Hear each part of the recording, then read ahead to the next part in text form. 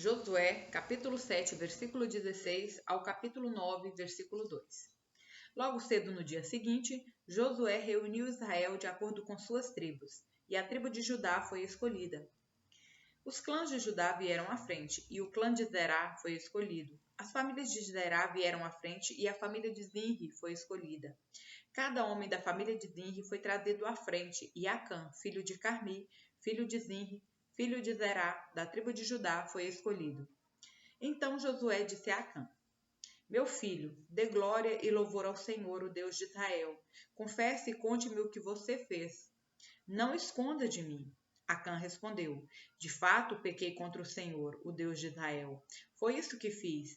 Entre os despojos vi uma bela capa da Babilônia, cerca de 2,5 kg de prata e uma barra de ouro com pouco mais de meio quilo.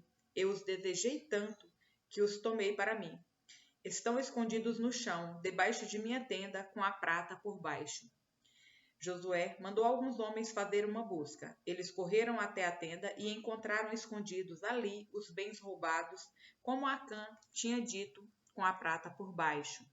Tiraram os objetos da tenda e os levaram a Josué e a todos os israelitas, e depois os colocaram no chão, na presença do Senhor.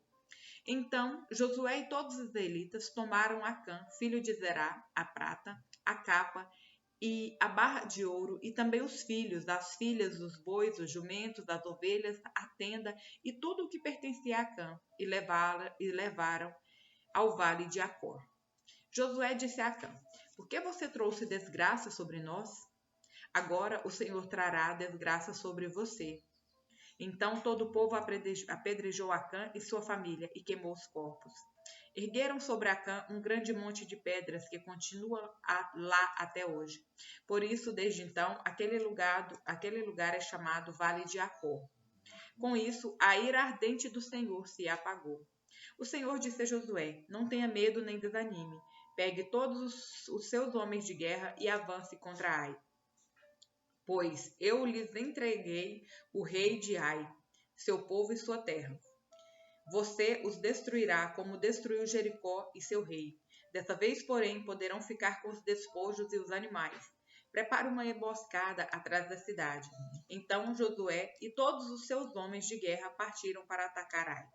Josué escolheu 30.000 dos seus melhores guerreiros e de noite os enviou com as seguintes ordens: Armem uma emboscada atrás da cidade, perto dela e preparem-se para entrar em ação. Quando o nosso exército principal atacar, os homens de Ai sairão para a luta, como fizeram antes, e nós fugiremos deles. Eles nos perseguirão até que os tenhamos atraído para longe da cidade. Pois dirão: os israelitas estão fugindo de nós, como fizeram antes. Então, enquanto corremos deles, vocês sairão da emboscada e tomarão a cidade, pois o Senhor seu Deus a entregará em suas mãos. Ponham fogo na cidade, conforme o Senhor ordenou. Essas são as minhas ordens. Josué os enviou, e eles foram ao lugar da emboscada entre Betel e o lado oeste de Ai. Josué, porém, passou a noite com o povo no acampamento. No dia seguinte, logo cedo, Josué passou em revista a tropa e partiu para Ai, acompanhado dos líderes de Israel. Todos os homens de guerra que estavam com Josué se aproximaram da cidade e acamparam do lado norte de Ai, onde um vale os separava da cidade. Naquela noite, Josué enviou cerca de 5.000 homens para esperarem escondidos entre Betel e Ai, do lado oeste da cidade. O exército principal se posicionou ao norte da cidade e o grupo da emboscada a oeste. Josué, por sua vez, passou a noite no meio do vale. Quando o rei de Ai viu os israelitas do outro lado do vale, ele e seu exército se apressaram e saíram bem cedo para os atacarem no local onde se avista o Vale do Jordão. Não sabiam, porém, que havia uma emboscada atrás da cidade. Josué e o exército de Israel fugiram em direção ao deserto, como se estivessem derrotados. Todos os homens da cidade foram chamados para persegui-los, e com isso acabaram atraídos para longe da cidade. Não restou um só homem em Ai e em Betel que não perseguisse Israel, e as cidades ficaram totalmente desprotegidas. Então o Senhor disse a Josué: aponte para Ai a lança que você tem na mão, pois eu lhes entregarei a cidade.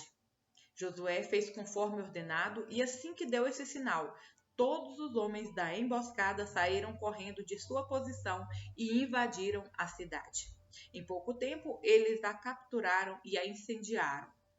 Quando os homens de Ai olharam para trás, a fumaça da cidade subia ao céu, e eles não tinham para onde ir, pois os israelitas que fugiam em direção ao deserto se voltaram contra seus perseguidores. Ao perceberem que a emboscada havia sido bem sucedida e fumaça subia da cidade, Josué e todo o exército de Israel deram meia volta e atacaram os homens de Ai. Enquanto isso, os israelitas que estavam dentro da cidade saíram e atacaram o inimigo pela retaguarda. Os homens de Ai ficaram presos no meio, com guerreiros israelitas de ambos os lados. Israel os atacou e nenhum deles sobreviveu, nem escapou. Somente o rei de Ai foi capturado vivo e levado a Josué. Quando o exército israelita terminou de perseguir e matar todos os homens de Ai nos campos abertos, voltou e acabou com quem tinha ficado dentro da cidade. Toda a população de Ai, no total de 12.000 homens e mulheres, foi exterminada naquele dia. Pois Josué manteve sua lança estendida até que todos os moradores de Ai tivessem sido completamente destruídos. Somente os animais e os tesouros da cidade não foram destruídos, pois Israel os tomou como despojo, conforme o Senhor havia ordenado a Josué. Então Josué pôs fogo na cidade de Ai, e ela se tornou para sempre uma pilha de ruínas, um lugar desolado até hoje. Josué enforcou o rei de Ai numa árvore e ali o deixou até a tarde. Ao pôr do sol, os israelitas retiraram o corpo da árvore e, por ordem de Josué, o lançaram em frente à porta da cidade. Sobre ele levantaram uma pilha de pedras que permanece lá até hoje. Então Josué construiu no monte Ebal um altar ao Senhor, o Deus de Israel. Seguiu as ordens que Moisés, seu servo do Senhor, havia escrito no livro da lei. Faça um altar de pedras inteiras, em sua forma natural, que não tenham sido trabalhadas com ferramentas de ferro. Sobre o altar apresentaram ao Senhor holocaustos e ofertas de paz. E enquanto os israelitas observavam, Josué copiou nas pedras a lei que Moisés lhes tinha escrito. Todo Israel, tanto os estrangeiros como os israelitas de nascimento, junto com os líderes oficiais e juízes, se dividiu em 2 grupos. Um grupo ficou em frente ao monte Gerizim e o outro em frente ao monte Ebal. Todos os 2 grupos que estavam voltados um para o outro ficaram os sacerdotes levitas que levavam a arca da aliança do Senhor. Tudo foi feito de acordo com as ordens transmitidas de antemão por Moisés, servo do Senhor, para que o povo de Israel fosse abençoado. Em seguida, Josué leu todas as bênçãos e maldições que Moisés havia escrito no livro da lei. Cada palavra de cada ordem de Moisés foi lida para toda a comunidade de Israel, incluindo as mulheres, as crianças e os estrangeiros que viviam entre eles. Todos os reis a oeste do rio Jordão souberam do que havia acontecido.